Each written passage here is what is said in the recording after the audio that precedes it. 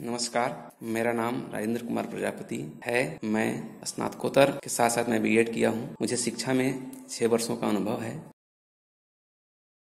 मेरे जिले की विशेषता है, अगर मध्यकालीन भारत में देखा जाए तो यह हमारा जिला मेदिनी राय का गौरवपूर्ण इतिहास रहा है। इतना ही नहीं, आधुनिक काल में अगर देखा जाए स्वतंत्रता आंदोलन में भी हमारे जिले की भूमिका अग्रणी रही। इसमें हम यहाँ के नायक के रूप में नीलांबर और पीतांबर को याद करते हैं। मैं प्रोन्नत उच्च विद्यालय मलवरिया हुसैनाबाद पलामू में प्राथमिक शिक्षक के पद पर कार्यरत हूँ। मेरे विद्यालय में 550 बच्चे पढ़ते हैं और सभी छात्र ग्रामीण क्षेत्र परिवेश से आते। मेरी समस्या कि कोविड-19 के दौरान बच्चों की शिक्षा कैसे दिया जाए, क्योंकि विद्यालय बंद पाई गई थी, ग्रामीण परिवेश था। यह हम लोग के लिए चिंता का विषय बनी। मैंने जब श्री अरविंदो सोसाइटी के ZIIE कार्यक्रम का प्रशिक्षण प्राप्त किया, मुझे पता चला कि बिना पैसे खर्च किए भी ऐसे नवाचार किया जा सकता है जिससे पढ़ने के तरीकों में सुधार किया जा सकता है। इनोवेटिव पाठशाला कार्यक्रम के प्रशिक्षण से मुझे अपने विषय विभिन्न गतिविधियों के आधार पर सीखने के तरीके भी समझ आया। मैंने सीखा कि अनुभवात्मक शिक्षा के लिए बच्चों को गतिविधि में शामिल करना जरूरी है।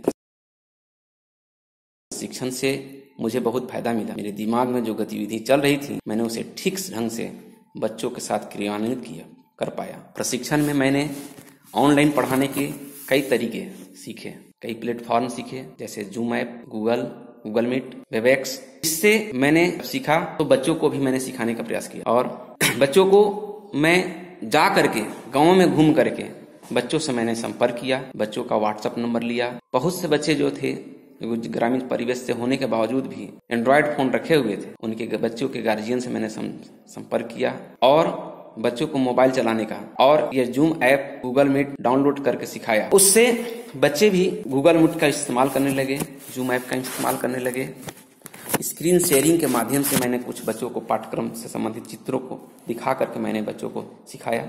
सी मैप के द्वारा भी तथ्यों को, अवधारणा को समझाने का प्रयास किया। मुझे खुशी है कि इस काम को करने में ZIIE के प्रशिक्षक श्री अमित कुमार सर ने मेरी बहुत मदद की।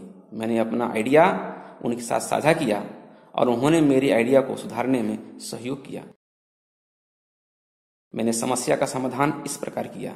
मेरी विद्यालय में जो समस्याएं थी उसको मैंने कुछ इस प्रकार किया।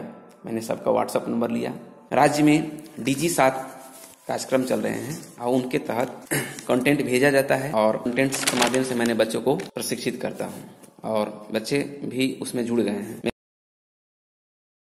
मेरा विद्यालय एक रीडर स्कूल के रूप में विकसित हो चुका है, क्योंकि यह विद्यालय पंचायत में एकमात्र है जो कक्षा 1 से लेकर 10 तक की कक्षाएं चलती हैं। इतना ही नहीं है, मेरे विद्यालय में योग्य शिक्षकों की कमी नहीं है। भरपूर मात्रा में शिक्षक भी कार्यक्रम में, सभी तरह के कार्यक्रम में हमारे विद्यालय भाग लेते हैं। मैं श्री अरविंदो सोसाइटी और HDF बैंक को यह मंच प्रदान करने के लिए धन्यवाद देता हूँ।